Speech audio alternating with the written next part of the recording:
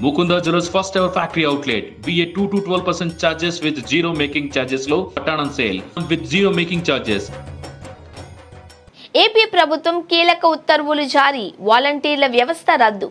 ఆంధ్రప్రదేశ్ గ్రామ వార్డు సచివాలయాలలో పనిచేస్తున్న కార్యదర్శులు, వాలంటీర్లకు ప్రభుత్వం షాక్ ఇచ్చింది. గత ప్రభుత్వం వార్తాపత్రికల కోసమంటూ కేటాయించిన 200 అలవెన్సులను ప్రభుత్వం రద్దు చేసింది. ఈ మేరకు గ్రామ వార్డు సచివాలయ శాఖ ఉత్తర్వులు జారీ చేసింది.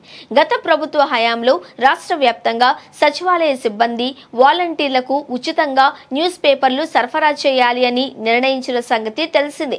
దీనికోసం ప్రభుత్వం అదనంగా 200 అలవెన్సులు ప్రకటించారు.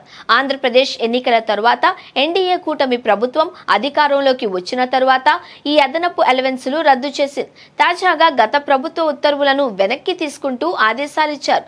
గత ప్రభుత్వం ప్రతి నెల 200 రూపాయలు చొప్పున దినపత్రిక కొనుగోలుకు చెల్లించాలి అని నిర్ణయించింది.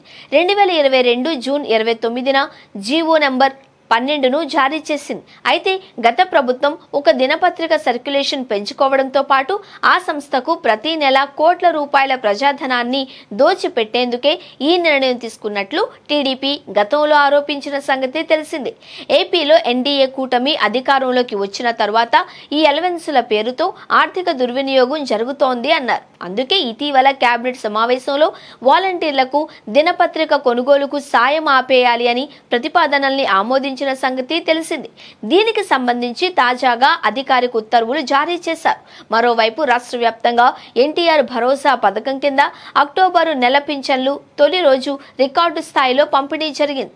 తొలి రోజు మంగళవారం రాత్రి 8 గంటల సమయానికి 97.65% మేర పూర్తి చేశారు. రాష్ట్ర వ్యాప్తంగా మొత్తం 64.38 లక్షల మందికి 2721 కోట్లు అందించాల్సి ఉండగా నిర్దేశిత సమయానికి 62.90 లక్షల మందికి 2656 కోట్ల మేర పంపిణీ చేశారు. మంగళవారం తెల్లవారుజామున 5 గంటల నుండి గ్రామ వార్డు సచివాలయ సిబ్బంది లబ్ధిదారుల ఇళ్ల వద్దకు వెళ్లి పింఛను అందించారు. అయితే మంగళవారం పింఛను అందుకోలేని మిగతా వారికి బుధవారం పంపిణీ చేయనున్నారు.